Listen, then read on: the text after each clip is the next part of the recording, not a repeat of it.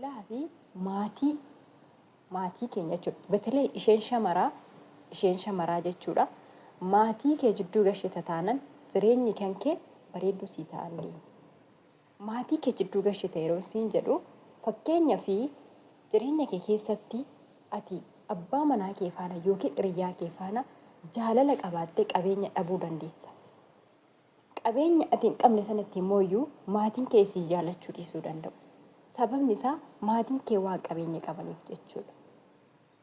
Yooyyaa nagaan isiniif haa ta'u akkam jirtanii fayyaa qabdanii kabajamtoota fi hordoftoota koo jirtu ani jira obboleettiin keessan galata rabbii anaaf haa jiraatu.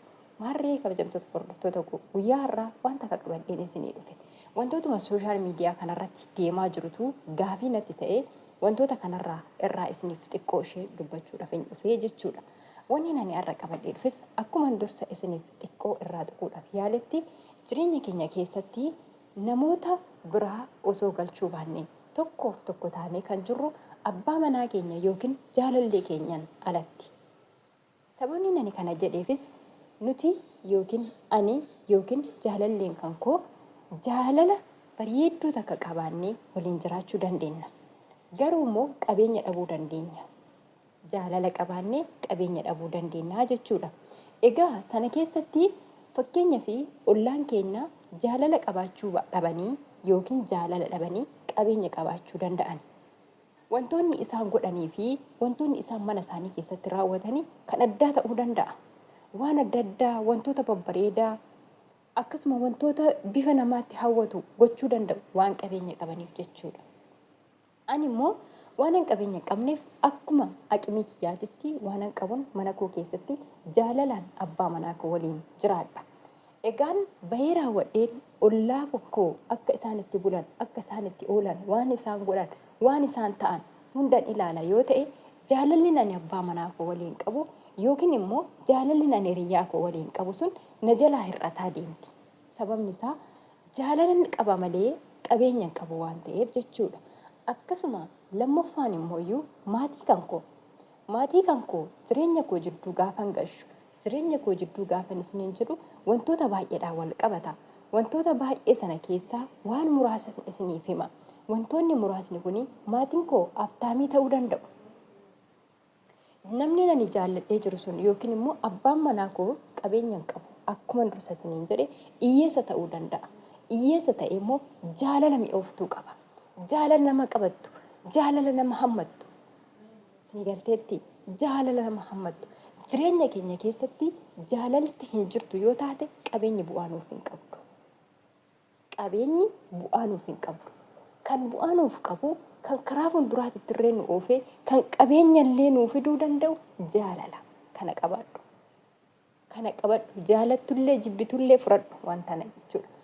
Sababni isaa jaalala hin qabdu yoo taate qabeenyi bu'aa siif hin qabdu waan taate jechuudha. Qabeenyi agafee yoo qabaatte qabeenyi tante lafarra yaa'aa yoo jiraatte jaalalti hin jirtu yoo taate bu'aa hin qabdu. Sababni isaa halkanii guyyaa ciqiciqiidhaan jiraatta waan taateef jechuudha. Qabeenyi kan keessuun jaalala siif hin bittu. Jaalalli immoo qabeenya siif fiduu ni dandeetti. Sababni isaa wanti jaalalaan dhufe tokko qabeenya ni fida. Jaalalli waan jiruuf jidduu kee keessa jibbaan hin jiru yoo ta'e jaalalaan garaa qulqulluudhaan waan hojjettu hundayyuu ifaa fi ifatti waliin haasoftee waliin mari'attee jaalala waliif kennaa jiraatta yoo taate adeemta yoo taate lafa hundumaa lafa yaadde gahuu dandeetta. Dhugaa sitti ma dhaggeeffadhu. Lafa yaadde gahuu dandeessa jechuudha. Lafa kamiyyuu jiraadhu, biyya kamiyyuu jiraadhu, bakka kamiyyuu ta'e lafa yaadde gahuu dandeessa. Kanaaf iyyuu jireenya keenya keessatti nama lammaffaa yookiin immoo ollaa keenya yookiin firoottan yookiin maatii keenya gashuun hin barbaachisu.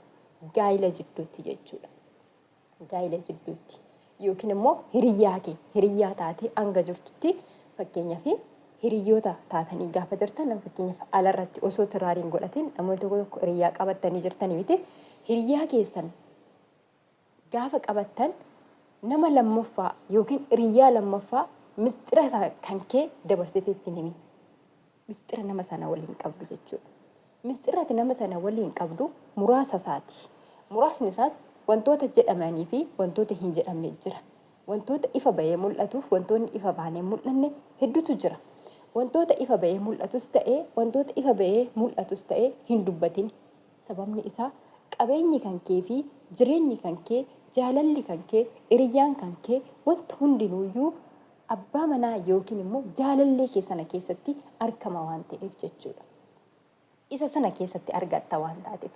Sababni isaa gaafa ati waan nama sana waliin goote, waan nama sana waliin taate, namni sun maal akka ta'e, jireenya nama sanaa, namni sun hariiroo maalii akka qabu dabarsitee hiriyaa keetti himta yoo taate, ati ofii keetii of yakkite jechuudha.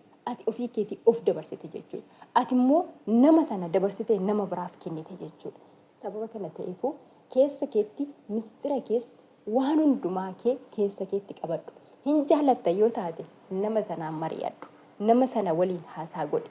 Sanaan booda nama sana waliin haasaa goota yoo taate jireenya kara fuulduraatitti waan gaarii oomishachuu, waan gaarii mul'ifachuu dandeessa waan taateef jechuudha. Kuni sii taataanaaf fudhadhu, siif hin ta'u taanaan bira darbuu dandeessa. Jireenya keenya keessatti immoo waliigaltee yoo qabaachine malee, waliigalteedhaan malee garanattis garasittis hin finna yoo taane tokko ta'uu hin dandeenyu. Garuu waliigalteedhaan nama tokko taanee raawwanne tokkoof tokko taanee jiraanna. Jaalalli keenyas gaafa sana mi'ooftuu nuuf taati jechuudha. Egaan sababni waan kana kaasee hanga samoona kana argaa jirtan jechuudha. Wantoota baay'ee sooshaal miidiyaa kanarratti kan deemaa jiranii. Akkasuma ibsishaa fi makii rabbii waliin isaan haa jiraachisu jaalala bareedduu takkadha kan isaan nutti argisiisaa jiranii. Haati Faaxii fi Jaalfadiiloon egaa isaanis jaalaluun bareedduudhaan jiru. Ijoolleen kun dhugaadha moo soba kan ta'u naaf amanamne jechuudha. Kanaadha Faaxii fi kan Jaalfadiiloo kun. Kan ibsishaa fi makii garuu nama shakkisiisaa hin jedhu. Hin jedhu jechuudha. Hin jedhu nama shakkisiisa hin jedhu. Sababni hin jenneef maaliif sooshaal miidiyaa irratti akkasitti bakka hedduu takka jechuudha kan isaanii baay'ee u'ee jira. Garuu immoo namni takka gaa wanti nani waan kana isinii kaasif maa'inni ibsishaan makii sarpiraayiz goonan haati Faaxee Jaalfadiiloodhaan akkam sarpiraayiz nan goone. Wantan ani jedhe takka naaf taate hin beektuu, naaf goote hin beektuu, gochuu qabda waan ani isin jedhe akka inni ishiidhaaf ta'u naaf ta'uu qabda kan jettu ishirratti ilaalte wantoota baay'ee jechaanii turte jechuudha. Sababa sanaan kan ta'e inni illee isheen gammachiisa gaa erga saboonni kun akkasitti ishiinis jara kana ilaaltee inaaftee mee nan gammachiisanii waan ishiin ittiin gammaddu yoo jiraattedhe rifeensa mataa keetii qalamii dibadhu jetteeni qalamii dibatee gaa mucaan kun rifeensa irraa luqqa'ee malaaxaa ta'ee jechuudha. Egaan sababni ani dursa waan kana isiniif kaaseef yookiin immoo ollaa kee yookiin firoottan kee yookiin maatii kee jidduu keessan gashiin jaalala keessee yookiin immoo ollaa kee ilaaltee hin jiraatii wanti ani isiniin jedheef wanti isiin jedheefi sababa kanaafi jechuudha. Amma haati Faaxee jaalala bareedduu takka waliin haasa'aa ture yeroo duraatitti jechuudha.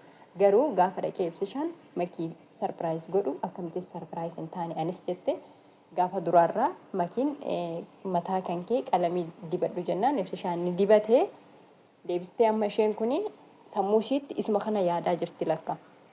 Ani immoo maaliidhaan waan tokko gochisiisa.